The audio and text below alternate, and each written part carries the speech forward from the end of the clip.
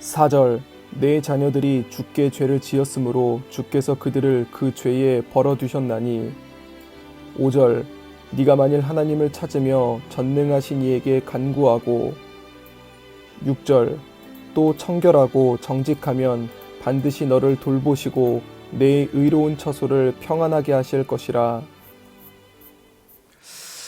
오늘 이 시간 우리가 욥기 8장의 내용을 함께 살펴볼 수 있기를 원합니다. 우리는 욥기를 보면서 이 고난에 대한 이야기를 많이 생각하게 됩니다. 그러면서 이 욥이라는 사람이 이 고난 가운데 어떻게 나아가는가라는 그런 장면을 보면서 우리의 삶을 한번 돌아볼 수 있게 됩니다. 오늘의 이야기는 이제 욥기 중반부로 들어가게 되는데요. 이 중반부로 보면은 이 욥의 세 친구가 욥에게 해주는 권면에 대한 내용들, 그러니까 대화에 대한 장면들이 등장을 하게 됩니다.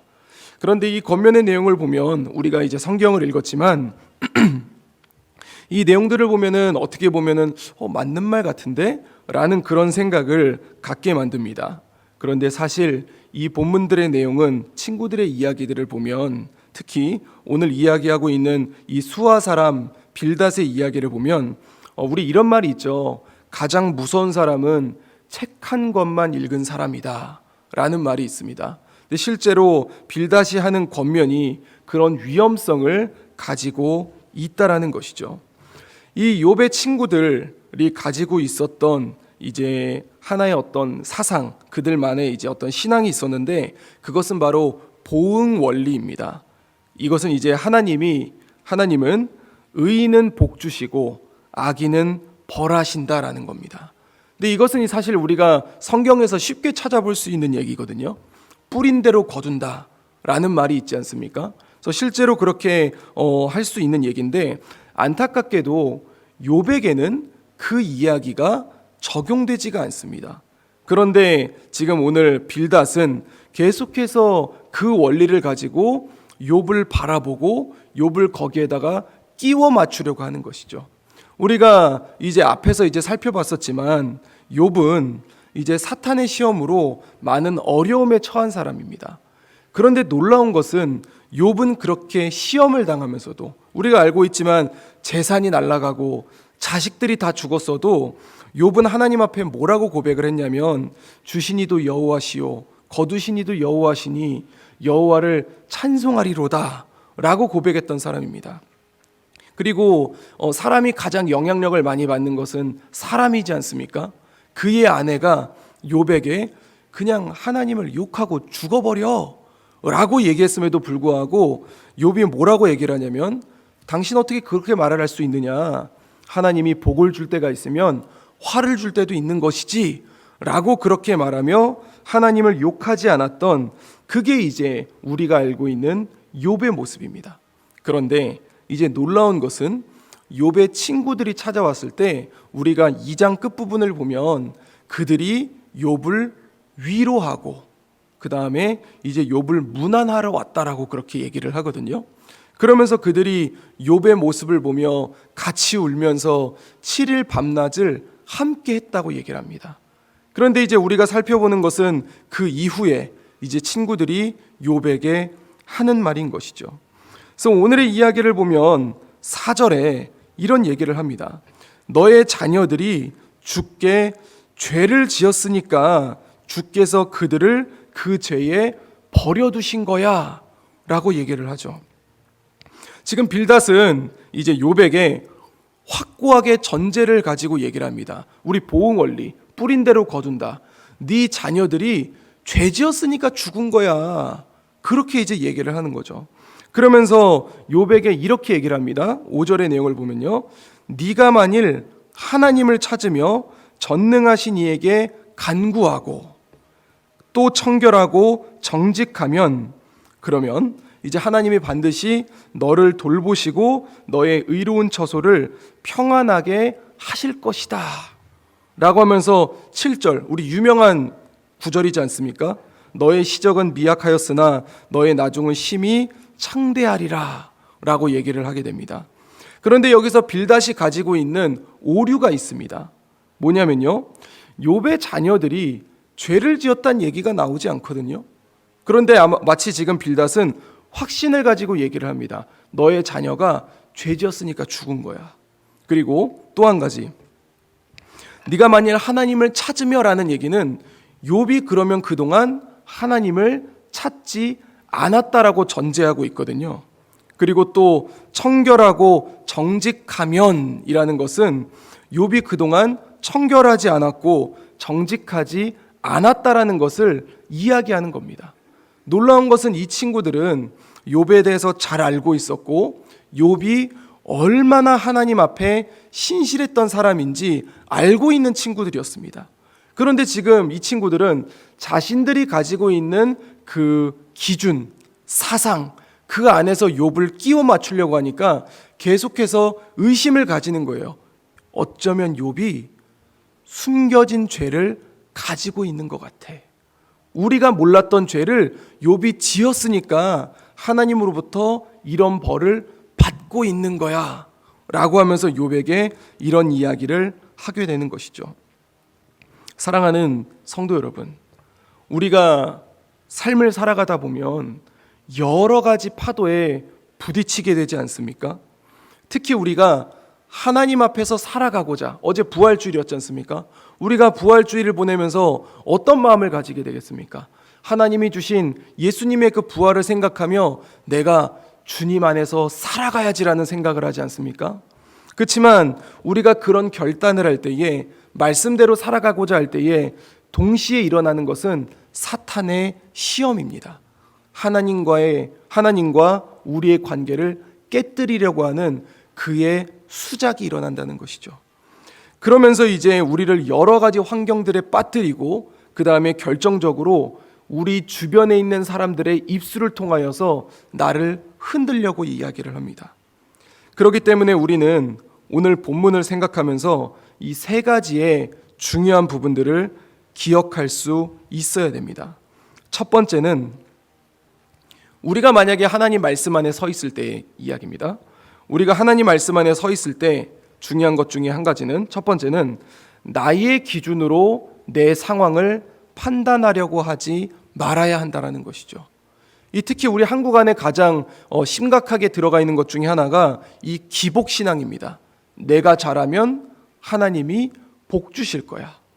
우리 고3 친구들이 가지고 있는 가장 큰 이제 착각 중에 하나죠.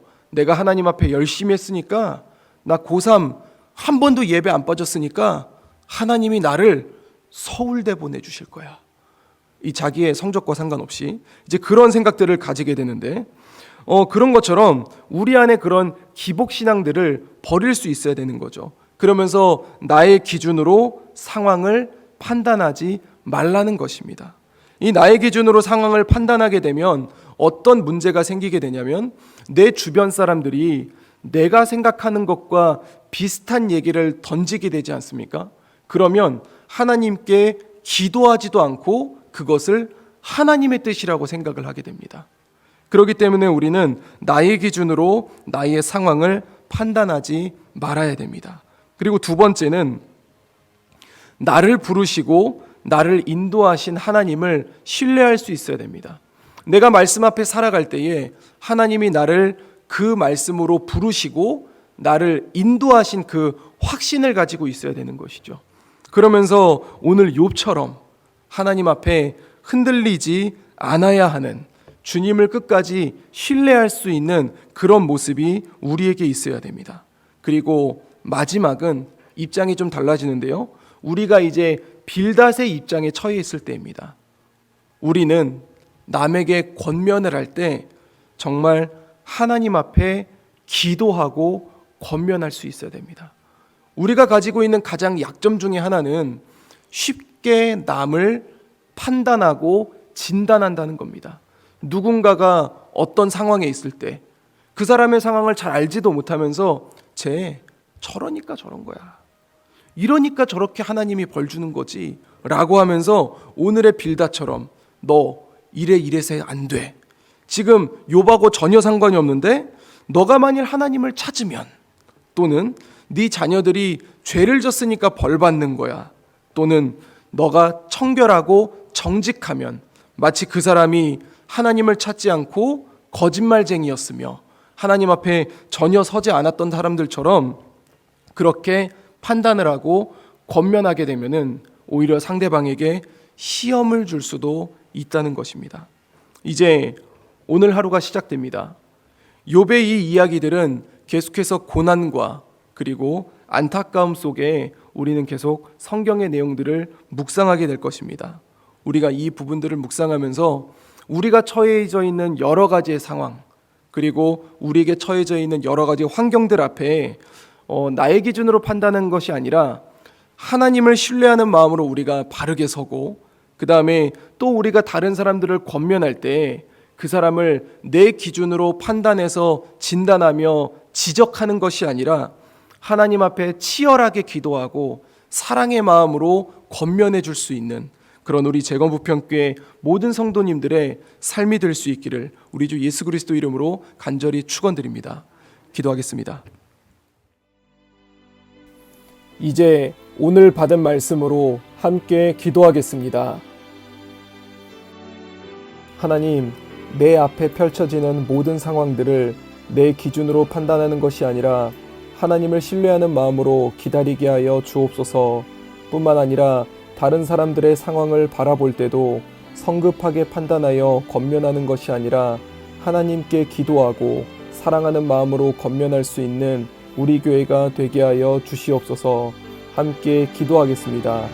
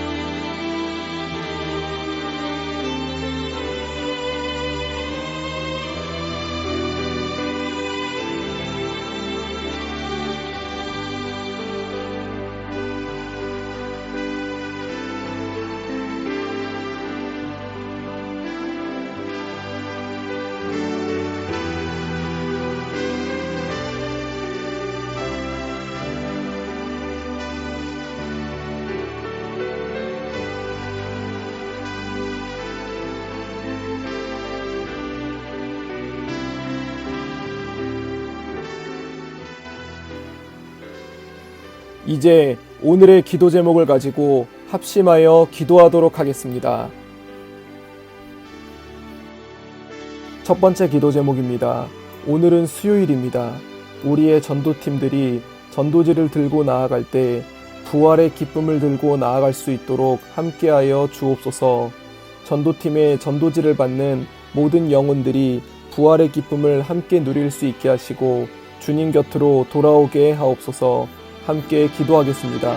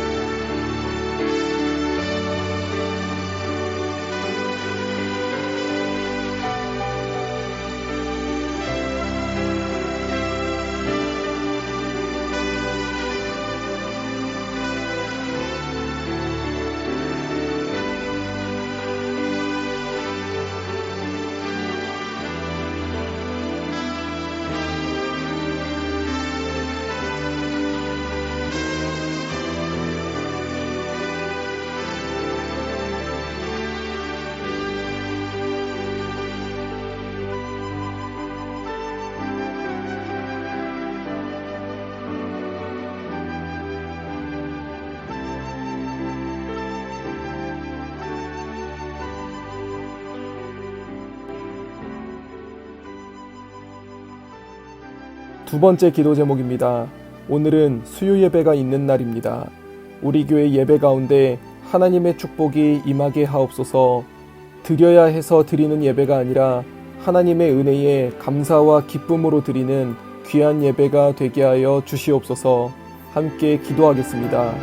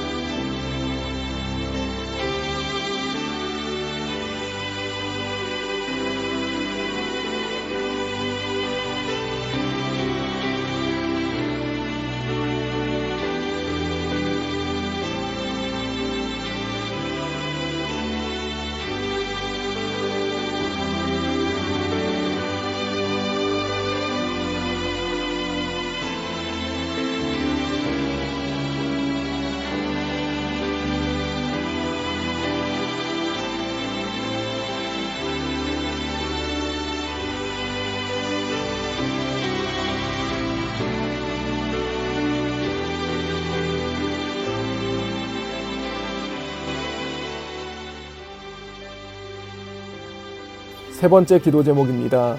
거리두기가 해제되었습니다. 교회에 있어서 새로운 환경을 맞이하게 되는 시점입니다. 주님, 우리 교회가 더욱더 주의 교회로 잘 세워질 수 있도록 지혜를 허락해 주시고 바쁜 현대사회 가운데 하나님 나라를 전하는 교회가 되게 하소서. 함께 기도하겠습니다.